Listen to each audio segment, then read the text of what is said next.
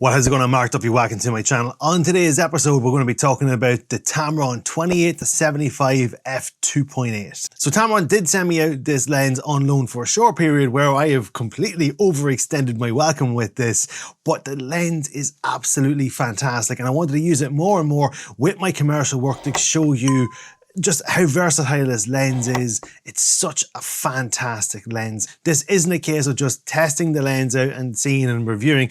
I've actually been using this in a real world situation. So let's talk about the physical features of the lens. It's coming in with a 67mm thread, which is standard across a lot of the Tamron lenses, from the 70-28, the 28-75 here, and also the 70-180. So if you do buy that trinity of lenses, you only need one set of filters. It'll cover you across the way. So it's really nice, the fact that they've been able to work that in. It's weighing in at a nice 550 grams. The overall size of the lens is lovely, has a balanced feel on the camera, and speaking of balanced, it is a fantastic lens and it's why I overstayed my welcome with it. Absolutely fantastic to use with a gimbal. Now, obviously, with it being a zoom lens, you're not going to get perfect balance. You're going to have to find a mid-ground where you're going to balance the lens and just have it that it may tip forward or it may tip back, depending on the focal length. But if you have a good enough gimbal with strong enough motors, this is no problem. This is exactly what I found when I was using it with the Zhiyun Weebill 3S. If you're enjoying this video, make sure to give it a like and maybe subscribe to the channel to see more cool gear reviews.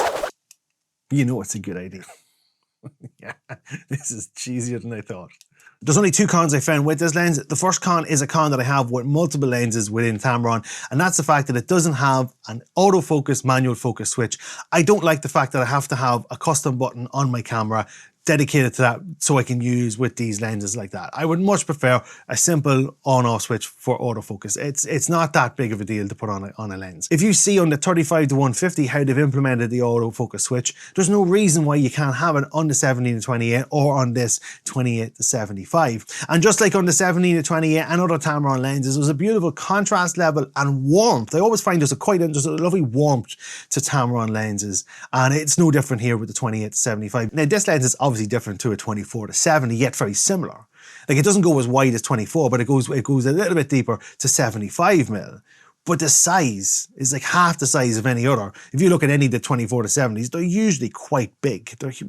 They're pretty big lenses, while this isn't at all. The next con I have is with the USB dock that's built into the lens, and it's not the dock itself. I love the fact that that's a cool feature. You know, you need to do firmware updates on the lenses. That's really cool to have it built in. You don't need to buy it separately. It kind of protrudes out a little bit. It's a unique situation I found myself in, and others will find themselves in this situation as well. If you have purchased or you use one of these rotating plates on your camera, you will not be able to mount the lens onto it. You'll have to take that mount off, and if that's the only mount that you have on your camera, you will not be able to mount this lens onto your camera at all. When this feature was being designed for the lens, this problem wasn't even on the radar, but it is an issue, and I have to bring it up because it is an issue with me using it on. I have two cameras. One has a cage, one has the rotating plate. I cannot use this lens on my Cam 1. I can only use it on Cam 2. In terms of price, this lens is coming in at €1,000, and I have to say, I think it's well worth the money. Considering it's in around the same price